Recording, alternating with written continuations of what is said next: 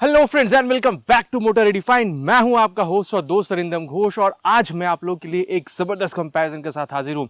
जी हां फ्रेंड्स, आज हम लोग कंपेयर करने वाले हैं 2023 या फिर आप कह सकते हैं updated TVS Raider 125 now with E20 and OBD2 update with its very tough competitor that is 2023 या फिर आप कह सकते हैं कि ये भी है updated Bajaj Pulsar 125 FI now with E20 and OBD2 update। और दोनों में ही क्या सिमिलैरिटीज है, क्या डिफरेंसेस है, प्राइस आपको कितनी पे करनी होगी, फीचर, माइलेज, स्पेसिफिकेशन, सबके बारे में मैं आप लोगों को बताऊंगा। और वीडियो के अंत तक आप लोगों को यह भी क्लियर हो जाएगा कि दोनों में से कौन सा बाइक खरीदना आप लोगों के लिए सही हो सकता है। और दोस्तों आगे बढ़ने से पहले very special thanks to Rahul TVS Krishnanagar and star Bajaj Kalna for providing me this bikes, ताकि मैं आप लोगों तक ये वीडियो पहुंचा सकूं। अगर आप लोग वेस्ट बंगाल के कृष्णनगर या कालना में रहते हैं, कोई भी आप TVS या बजाज की प्रोडक्ट खरीदना चाहते हैं, बिल्कुल आप शोरूम को कांटेक्ट कर सकते हैं। डिटेल्स अभी आपको स्क्रीन पर दिख रही होगी। तो चलिए दोस्तों वीडियो शुरू करते हैं। तो चलिए दोस्तों कंपैरिजन स्टार्ट करते हैं। सबसे पहले दोनों की लुक के बारे में बात कर लेते हैं। आप देख सकते हैं पल्सर 125 अभी ये तो FI और E20 अपडेट के साथ आ रही है। बाकी वही पुरानी वाली जो डिजाइन है, सामने में थोड़ी सी गोल वाले एलिमेंट, पीछे शार्प एलिमेंट, बाकी लेजेंडरी पल्सर का लुक जो पहले आता था वही मिल रही है। लेकिन अगर आप यहाँ पर आ रहे हैं रेडर में, तो चीज़ यहाँ पर आप लोगों को थोड़ी सी नेकेड ज़्यादा देखने को मिलती है। बाकी फ्रंट में अगर आप यहाँ देख रहे हैं तो वाइजर आपको देखने को मिल रही है, लेकिन यहाँ पर आप देख सकते हैं काफ़ी ज़्यादा नेकेड लुक देखने को मिलती है। आप दोनों की जो फ्रंट सेक्शन उसके बारे में बात करते हैं। सामने में अगर आप देख रहे हैं वही जो लेजेंडरी पल्सर का जो लुक है with this halogen headlamp and pilot lamp, वही देखने को मिल रही है। साथ ही यहाँ पे रबराइज जो यहाँ पर बजाज की लोगो है वो भी आपको देखने में मिलती है। बाकी जब आप इग्निशन को ऑन करते हैं तभी आप लोगों को ये हैलोजन हेडलैम्प के जो सेटअप है वो भी जलती हुई दिखेगी। लेकिन जब आप यहाँ पर आ रहे हैं तो आप देख सकते हैं पूरी तरीके से LED हेडलैम्प का सेटअप है। बाकी यहाँ पर आप रेडर की जो स्टिकरिंग है वो देख सकते हैं। TVS का लोगो आप लोग को यहाँ पर देखने में मिल रही है। एक चीज़ और जो मैं बताना चाहूँगा, यहाँ पर आप देख सकते हैं प्रीमियम्स आप लोग को वेव की देखने में मिल रही है। लेकिन अगर आप लोग यहाँ पर पल्सर में आते हैं तो आप लोग को जो नॉर्मल की है वही देखने को मिलती है। जैसे ही आप देख लीजिए यहाँ पर, जैसे आप की ऑन करते हैं, बाकी बहुत ज़्यादा धूप है तो समझ में ना आ रही हो, जैसे आप की ऑन करते हैं यहाँ पर ये LED जलना शुरू हो जाती है, मतलब DRL जलना शुरू होती है। और जैसे ही आप इसकी इग्निशन को ऑन करते हैं वैसे ही, चाहे ये पल्सर हो चाहे ये रेडर हो, यहाँ पर इसकी जो हेडलैम्प का सेटअप है, हाई बीम लो बीम दोनों को ही आप ऑपरेट कर सकते हैं। और चलिए अब नीचे चलते हैं, बात करते हैं अबाउट द मडगार्ड। दोनों ही आप लोगों को यहाँ पर फाइबर की देखने को मिलेगी और दोनों की क्वालिटी भी आपको काफ़ी तगड़ी देखने में मिल जाती है। अगर मैं टायर की बात कहूँ तो पल्सर में आप लोगों को फ्रंट और रियर दोनों ही सीएट की टायर देखने को मिलती है। और रेडर में जब आप आते हैं तो यहाँ पर दोनों ही TVS रेमोरा की टायर देखने को मिलती है। सेक्शन के बारे में अगर कहा जाए तो दोनों के पास ही यहाँ पर आप अगर रेडर में, अगर आप पल्सर में देख रहे हैं और रेडर में देख रहे हैं तो यहाँ पर जो ट्रेड पैटर्न्स वगैरह है उसमें आप देख सकते हैं डिफरेंस है। लेकिन दोनों के पास ही 80/100 सेक्शन की फ्रंट में आप लोगों को ये टायर देखने में मिल रही है। अब मैं कहूँ आप लोगों को दोनों के पास ही 17 इंचेस की अलॉय व्हील है। लेकिन आप देख सकते हैं अभी पल्सर 125 में ये अपडेट होने के बाद ये जो अलॉय व्हील की जो सेटअप वगैरह डिज़ाइन है इसको भी चेंज कर दिया गया है।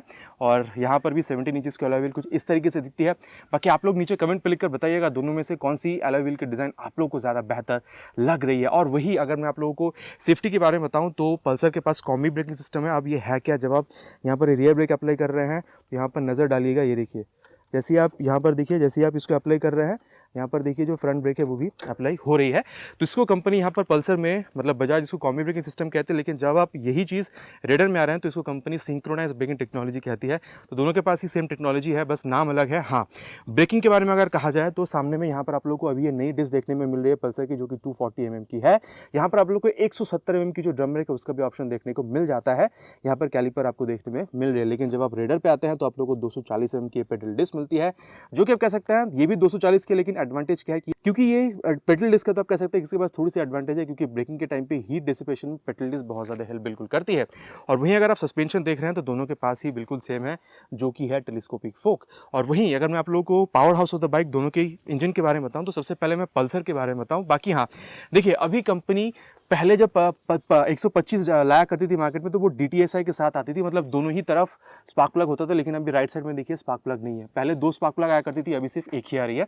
तो कंपनी ने DTSI यहाँ से हटा दिया है। लेकिन हाँ, अगर आप वेबसाइट में देखते हैं तो अभी तक आप लोगों को वो जो मतलब रिसेंट जो स्पेक शीट है वो देखने को नहीं मिलेगी। लेकिन पहले आप लोगों को 124.4 cc SOHC 2 valve air cooled electronic carburettor वाली इंजन मिला करती थी, लेकिन अभी आप लोगों को आप देख सकते हैं ये जो FI इंजन है वो देखने में मिल रही है। पावर फिगर्स पहले आप लोग को 11.8 PS की मैक्स पावर और 10.8 न्यूटन मीटर की मैक्स टॉर्क आपको देखने में मिल जाती थी। बाकी ये चीज़ें कह सकते हैं कि यहाँ पर आप लोगों को ये किक स्टार्ट देखने में मिलती है, लेकिन रेडर में आप लोगों को किक स्टार्ट देखने में नहीं मिलती है।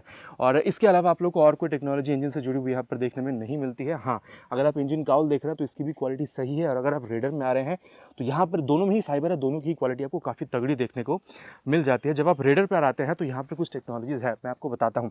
यहाँ पर आप लोग को 124.8 CC SOHC 3 valve air oil cool full injected engine आपको देखने में मिलती है। अब एयर कूल तो हो चुकी है, ऑयल कूलिंग क्या है तो उसके लिए आप देख सकते हैं यहाँ पर फिन्स अलग से कंपनी देती है। साथ ही मैं बता दूं 3 वाल्व यहाँ पर लगाया गया है, और साथ ही यहाँ पर अगर पावर फिगर्स देख रहे हैं तो यहाँ पर आप लोगों को ये 11.3 PS की मैक्स पावर और 11.2 न्यूटन मीटर की मैक्स टॉर्क देखने में मिल रही है। तो कह सकते हैं कि टॉर्क आप लोगों को पल्सर से ज़्यादा मिल रही है, लेकिन पावर आप लोगों को पल्सर से 0.5 PS तक की कम देखने में मिल रही है। लेकिन हाँ, मैं आपको ये भी बता दूँ ये कितना ज़्यादा परफॉर्मेंस में फ़र्क डालती है, ये मैं आप लोगों के लिए अलग सा राइड कंपैरिजन वाला वीडियो लेकर आऊँगा, तब मैं आप लोगों को बिल्कुल क्लियरली बताने वाला हूँ। साथ ही दोस्तों यहाँ पर इंजन से जुड़ी हुई यहाँ पर एक और चीज़ जो आप लोग को TVS में देखने को मिलती है वो है TVS की इंटेलिगो सिस्टम। अब इसको इसलिए यूज़ किया गया है ताकि यहाँ पर माइलेज को मेंटेन किया जा सके, लेकिन ऐसी कोई टेक्नोलॉजी आप लोगों को यहाँ पर पल्सर 125 FI में देखने में नहीं मिलती है। और चलिए रेयर साइड में चलते हैं, और सबसे पहले मैं आप लोग को दोनों ही बाइक की जो एग्जॉस्ट साउंड है वो सुना दूँ।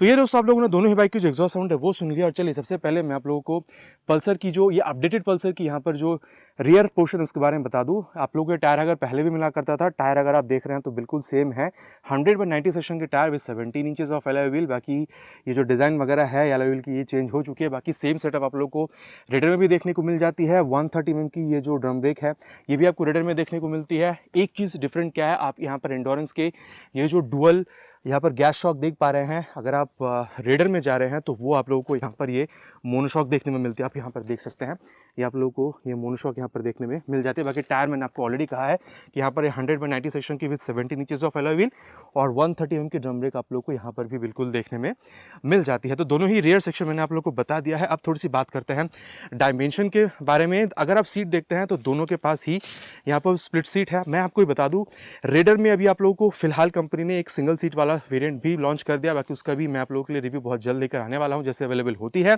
लेकिन मैं कह दूँ दोनों के पास ही स्प्लिट सीट है, दोनों के पास ही यहाँ पर आप लोगों को सिंगल सीट भी देखने को मिलती है। और अगर आप सीट हाइट देखते हैं तो दोनों के पास करीबन 780 से 790 mm तक की सीट हाइट मिलती है। मतलब अगर आपकी हाइट अराउंड 5'3" या 5'4" तक की है, दोनों ही बाइक को राइड करने में मेरे ख्याल से आप लोग को बहुत ज़्यादा कोई प्रॉब्लम फेस नहीं करना होगा। और जहाँ तक बात है कुशनिंग की, अगर आप पल्सर में देख रहे हैं और अगर आप रेडर में देख रहे हैं ना तो बहुत ज़्यादा आप लोगों को जो डिफरेंस है वो समझ में नहीं आएगी। लेकिन फिर भी मैं कह सकता हूँ कि पल्सर की ये जो नई वाली पल्सर है ये थोड़ी सी ज़्यादा कंफर्टेबल है व्हेन कंपेयर टू रेडर। बाकी कितनी ज़्यादा कंफर्टेबल है ड्यूरिंग राइड उस मैंने आपको ऑलरेडी कहा है कि मैं आप लोगों के लिए एक राइड कंपैरिजन वाला वीडियो बहुत जल्द लेकर आने वाला हूँ। हाँ, अब मैं कह दूँ अगर आप टैंक कहते हैं तो यहाँ पर पल्सर को 15 लीटर की टैंक मिली हुई है, रेडर में आप लोगों को यहाँ पर ये 10 लीटर की टैंक मिली हुई है। अब देखिए दोनों में ही ना आप करीबन 55 किलोमीटर तक की जो माइलेज है बिल्कुल एक्सपेक्ट कर सकते हैं। हाँ, आप कहेंगे पल्सर में कम मिलते हैं, लेकिन देखिए दोस्तों पहले आप लोगों को वो इलेक्ट्रॉनिक कार्बोरेटर वाली इंजन मिला करती थी, ठीक है, मतलब कार्बोरेटर हुआ करती थी। लेकिन अभी यहाँ पर FI है तो आप कह सकते हैं 50 से 55 किलोमीटर तक की आपको यहाँ पर भी माइलेज देखने में मिल जाएगी। और वहीं अगर आप ग्राउंड क्लियरेंस देखते हैं तो पल्सर को 165 की ग्राउंड क्लियरेंस मिली हुई है, लेकिन यहाँ पे बाजी मारती है रेडर, क्योंकि यहाँ पर आप लोगों को ये 180 mm की ग्राउंड क्लियरेंस बिल्कुल मिल जाती है। मैंने वेट ऑलरेडी कहा है, यहाँ पर 142 किलोग्राम है पल्सर में और यहाँ पर 123 किलोग्राम है रेडर में। और अब मैं आप लोग को कुछ चीज़ें जो सिमिलर है वो बताना चाहूँगा। दोनों के पास ही मेन स्टैंड है, दोनों के पास ही साइड स्टैंड भी है, और दोनों के पास ही side stand engine cut off sensor भी है, जो आप लोगों को ऑन रोड एक्सीडेंट से बहुत हद तक राहत देती है। अब वहीं अगर मैं आप लोग को एक और चीज़ बताऊं तो वो है इसकी ये चेन सिस्टम। आप देख सकते हैं रेडर में आप लोग को ये थोड़ी सी ओपन चेन सिस्टम यहाँ पर देखने में मिल रही है, लेकिन अगर आप लोग पल्सर 125 में आ रहे हैं, चाहे आपकी सिंगल सीट हो चाहे स्प्लिट सीट में जा रहे हैं, आप लोगों को यहाँ पर ये क्लोज सिस्टम देखने में मिलती है, तो यहाँ पर मेंटेनेंस में खर्चा थोड़ा कम होगा और यहाँ पे लुब्रिकेटिंग वगैरह में आप लोगों को थोड़ा सा खर्चा ज़्यादा करना होगा रेडर में, ठीक है। बाकी हाँ, ये आप कह सकते हैं दोनों की ही अपनी एडवांटेज डिसएडवांटेज है। वहाँ पर वो थोड़ी सी ओल्ड स्कूल वाली लुक मिलती है, यहाँ पर थोड़ी सी स्पोर्टी लुक ज़्यादा बनती है। बाकी आप लोगों का क्या कहना है, कौन सा आप लोगों को ज़्यादा बेहतर लगता है, बिल्कुल आप नीचे कमेंट में लिखकर बता सकते हैं। और चलिए अब मैं आप लोगों को हैंडल बार के बारे में बताऊँ तो यहाँ पर प्लस पॉइंट है पल्सर के पास, क्योंकि यहाँ पर आप देख सकते हैं क्लिप ऑन हैंडल बार या फिर forks clip on handle bar भी कह सकते हैं, जो यहाँ पर मिली हुई है। ये एक बार इसको ऑन कर लेते हैं। ये पास लाइट का switch, high beam, low beam, turn indicators और हॉर्न में कहूँगा डिसेंट है, बहुत ज़्यादा लाउड नहीं है। जब आप राइट साइड पर आ रहे हैं तो ये इंजन किल स्विच है और नीचे है इंजन ऑन करने का स्विच। दोस्तों एक और अपडेट के बारे में मैं कह दूं जो दोनों ही बाइक को मिली हुई है, वो है E20 की अपडेट। आप यहाँ पर देख सकते हैं रेडर में भी यहाँ पर E20 का स्टिकरिंग यहाँ पर लगाया गया है। अब इसका मतलब क्या है, मतलब अगर government of India flex fuel जारी कर देती है, इंडियन मार्केट में उसको लागू कर देती है, तो 20% इथेनॉल और 80% पेट्रोल के साथ भी अगर चलाया जाए तो ये बाइक, दोनों ही बाइक आप कह सकते हैं कि बिल्कुल उसके साथ भी ये रन कर सकती है। तो फ्यूचर रेडी इंजन भी आप लोग को दोनों ही बाइकों में देखने में मिल जाती है। अब मैं आप लोगों को यहाँ पर इसकी जो हैंडल बार उसके बारे में बता दूँ। बाकी यहाँ पर क्लिप ऑन हैंडल बार नहीं है जैसा आप लोग को यहाँ पर पल्सर में मिला कर रही थी। बाकी चीज़ें वही सेम है, पास लाइट का switch, high beam, low beam, turn indicators, horn यहाँ पर डिसेंट है। और यहाँ पर आप लोग को फर्स्ट टाइम यहाँ पर 125 सीसी में आप लोगों को एक मोड देखने में मिल रही थी, जो कि है power and eco mode. Power mode में आप लोग को मैक्सिमम परफॉर्मेंस मिलती है और इको मोड में अगर आप स्विच करके चलाते हैं तो आप लोग को जो यहाँ पर माइलेज है आप कह सकते हैं वो आप लोग को ज़्यादा बिल्कुल देखने में मिल जाती है। और साथ ही मैं कह दूँ यहाँ पर अगर आप ये मीटर कंसोल देख रहे हैं तो पूरी तरीके से आप लोग को डिजिटल मिलती है, लेकिन पल्सर में थोड़ी सी पुरानी चीज़ों को मेंटेन करते हुए सेमी डिजिटल मिलती है। यहाँ पर एक बार इसको दोबारा ऑफ करके अगर ऑन करा जाए तो आप देख सकते हैं पूरी तरीके से एक स्वाइप लेती है। ये टैकोमीटर देखने में मिल रही है, हेलमेट पहनने को कह रही है, गियर पोजीशन सेंसर जो आप लोगों को पल्सर में देखने में नहीं मिलती है। देन आप लोगों को यहाँ पर कौन सी मोड पे वो दिखा रही है, फ्यूल गेज सेंसर, स्पीडोमीटर दिखा रही है, देन टैको ओडोमीटर दिखा रही है। देन अगर आप यहाँ पर ये मोड का बटन इस्तेमाल करते हैं तो देखिए ट्रिप ए, देन आप लोगों को यहाँ पर trip B, then distance to empty, range वगैरह भी आप लोगों को यहाँ पर देखने में मिल जाती है एवरेज इकोनॉमी के साथ। तो यहाँ पर मैंने आप लोग को बता दिया क्या है। और अगर आप रेडर में देखते हैं तो मतलब अगर आप पल्सर में देख रहे हैं तो यहाँ पर अभी ये चीज़ अपडेट होकर आई है। जो आप लोगों को पुरानी पल्सर 150 ट्विन का 220F में देखने को मिला करती थी, वही आप लोग को अभी चीज़ सेम देखने को मिल रही है। पूरा एक बार ये स्वाइप लेती है, जो कि पल्सर की सिग्नेचर स्टेप है। आरपीएम शिफ्ट लाइट आपको देखने में मिल रही है। देन यहाँ पर एक बार मैं अगर मैं ऑफ करके ऑन करूँ तो आप लोगों को मैं बेटर यहाँ पर समझा पाऊंगा। सर्विस इंडिकेटर, बैटरी या फिर आप कह सकते हैं कि जो लो बैटरी है, साइड स्टैंड, यहाँ पर आपको इंडिकेटर देखने में मिल जाती है। देन स्पीडोमीटर देखने को मिल रही है। मोड का बटन यहाँ पर भी है, instantaneous fuel economy, odometer, then यहाँ पर फ्यूल गेज सेंसर, देन आप लोग को ओडो यहाँ पर आपको दिखा रही है, देखिए। देन अगर आप इसका इस्तेमाल करते हैं average fuel economy for trip 1, trip 2, then distance to empty वगैरह भी आप लोग को यहाँ पर देखने में मिल जाती है। साथ ही यहाँ पर न्यूट्रल पोजीशन सेंसर, देन आप लोगों को जो मतलब टर्न सिग्नल्स वगैरह और इंजन मैल फंक्शन लाइट भी आप लोग को यहाँ पर देखने में मिल जाती है। एक चीज़ और है दोस्तों जो आप लोगों को यहाँ पर पल्सर में नहीं मिलती लेकिन रेडर में मिल जाती है। बाकी ये तो स्टैंडर्ड एडिशन है, यहाँ पर भी आप लोग को देखने में नहीं मिल रही है, लेकिन रेडर को ना एक एडिशनल एक चीज़ मिली हुई है, जो कि है उसकी ब्लूटूथ एनेबल्ड या फिर आप कह सकते हैं TFT मीटर कंसोल, जहाँ पर आप लोगों को ब्लूटूथ एनेबल सारी फैसिलिटीज़ देखने को मिलती है, जैसे टर्न बटन नेविगेशन। मतलब अगर आप बहुत ज़्यादा नए रास्तों को एक्सप्लोर करते हैं तो वो आप यूज़ कर सकते हैं। कॉल SMS अलर्ट वगैरह, स्पोर्ट्स अलर्ट वगैरह सारी चीज़ें आप लोगों को यहाँ पर देखने में मिलती है। बाकी एक चीज़ और जो यहाँ पर आपको एक्स्ट्रा मिल रही है, ये है इसकी ये आप देख सकते हैं चार्जिंग पोर्ट, जो आप लोगों को यहाँ पर पल्सर में अभी तक देखने में नहीं मिल रही है। तो इसके अलावा मैंने आप लोगों को दोनों ही बाइकों की जो भी सारी डिफरेंसेस थी, सिमिलैरिटीज थी, वो बता दिया। और चलिए अब बात करते हैं कि कौन सा बाइक खरीदना 2030 में आप लोगों के लिए सही हो सकता है। और सबसे पहले मैं आप लोगों को मुद्दे की बात बता दूं कि दोनों ही बाइकों के लिए प्राइस कितना पे करना होगा। पल्सर की ये जो मतलब 125 की जो फील इंजेक्टेड वाली यहाँ पर जो एडिशन है, अगर आप कार्बन एडिशन में जा रहे हैं विद डिस्क तो 1,14,000, अगर आप ड्रम में जाते हैं तो 1,05,000, और अगर आप नियॉन एडिशन की अगर आप नॉर्मल सीट विद ड्रम जा रहे हैं तो वहाँ पर आप लोगों को करीबन आप लोगों को 1,03,000 रुपये तक पे करना होगा। और वहीं अगर आप लोग ये नियॉन वाली एडिशन में स्प्लिट सीट विद डिस्क में जा रहे हैं तो आप लोगों को वहाँ पर करीबन 1,12,000 रुपये तक पे करना होता है। और वहीं अगर आप लोग यहाँ पर रेडर में आ रहे हैं तो ये तो स्टैंडर्ड एडिशन है, इसकी प्राइस अराउंड 1,16,000 तक है, और ब्लूटूथ वाली एडिशन की प्राइस अराउंड 1,26,000 रुपये तक है। तो आप कह सकते हैं कि देखिए आप ब्लूटूथ यहाँ पर पल्सर में नहीं है तो ब्लूटूथ वाले एडिशन से अभी इसकी कंपैरिजन नहीं करेंगे, लेकिन अगर आप ये स्टैंडर्ड एडिशन से पल्सर की कंपैरिजन कर रहे हैं तो पल्सर में आप करीबन आप कह सकते हैं कि आप 2,000 रुपये तक कम पे कर रहे हैं। अब दोस्तों मैं वर्डिक्ट को बहुत ज़्यादा क्लियर रखूंगा। अब देखिए ये जो पल्सर का ये जो मतलब एक लेजेंडरी लुक है, इसके लाखों दीवाने हैं, इसकी परफॉर्मेंस भी अच्छी है। एक चीज़ मैं आप लोग को अभी और कहना चाहूँगा, इसकी जो राइडर ट्रायंगल है ना वो भी बदल चुकी है, क्योंकि यहाँ पर ये जो फुटपेक देख रहे हैं पहले काफ़ी ज़्यादा रेयर फिटेड थी, लेकिन अभी थोड़ी सी सामने आ गई है, तो ये थोड़ी सी और ज़्यादा कंफर्टेबल राइड अभी आपको दे रही है। लेकिन अगर आप यहाँ पर रेडर में आते हैं ना तो ये 125 सीसी होते हुए भी काफ़ी ज़्यादा आप लोग को वो स्पोर्टी फील बिल्कुल देती है रेयर फिटेड फुटपेक के साथ। बाकी मोनोशॉक भी आप लोग को यहाँ पर देखने में मिल रही है, तो ओवरऑल एक स्पोर्टी आप लोग को स्टैंड बिल्कुल ये देती है।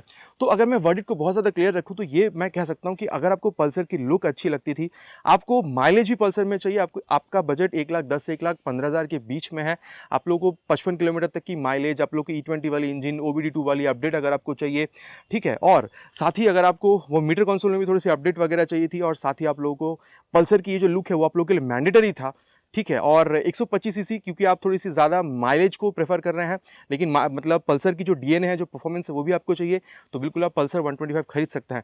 लेकिन जब आप यहाँ पर आ रहे हैं ना तो 150 सीसी की जो बाइक है उसकी मज़े आप लेना चाह रहे हैं, बाकी पूरी तरीके से नहीं, मैंने पहले भी वीडियो में कही थी, पूरी तरीके से तो नहीं, लेकिन काफ़ी हद तक 150 सीसी वाली सीसी में जो इंजन की जो मज़े होते हैं वो अगर आपको यहाँ पर 125 सीसी में चाहिए थी, आपको एक स्पोर्टी लुक चाहिए था, स्पोर्टी हैंडलिंग चाहिए आप लोगों को, मतलब मोनोशॉक आप लोगों को यहाँ पर सस्पेंशन चाहिए था, थोड़ा सा अच्छा मतलब तगड़ी वाली एक्सेलरेशन आपको चाहिए, आप लोगों को ब्लूटूथ इनेबल मीटर कंसोल चाहिए, आप लोगों को एलईडी हेडलैम्प वगैरह चाहिए, आप नए नए रास्ते एक्सप्लोर करते हैं, आपको यहाँ पर चार्जिंग सॉकेट वगैरह भी चाहिए, तो मेरे ख्याल से अगर आपकी बजट अराउंड 1,15,000 से 1,25,000 तक में है, तो मेरे ख्याल से ये जो स्टैंडर्ड एडिशन है रेडर की 125 की, या फिर जो ब्लूटूथ एडिशन है वो आप खरीद सकते हैं। बाकी मैंने आप लोगों को बता दिया है दोस्तों कि दोनों में से कौन सा बाइक खरीदना आप लोगों के लिए सही होगा। नीचे आप लोग बिल्कुल कमेंट करके बताइएगा कि दोनों में से आप लोगों के लिए कौन सा बाइक ज्यादा आप लोग सही समझते हैं। आशा करता हूं दोस्तों वीडियो आप लोग को पसंद आई होगी। आपको पता है पसंद आया तो क्या करना है, भाई को मोटिवेट करने के लिए वीडियो में एक लाइक, और अगर आप चैनल पर नए हैं तो सब्सक्राइब करके बेल बटन दबाना प्लीज मत भूलिएगा। चलिए मिलते हैं एक नए वीडियो में एक नए टॉपिक के साथ। Till then ride safe and जय हिंद।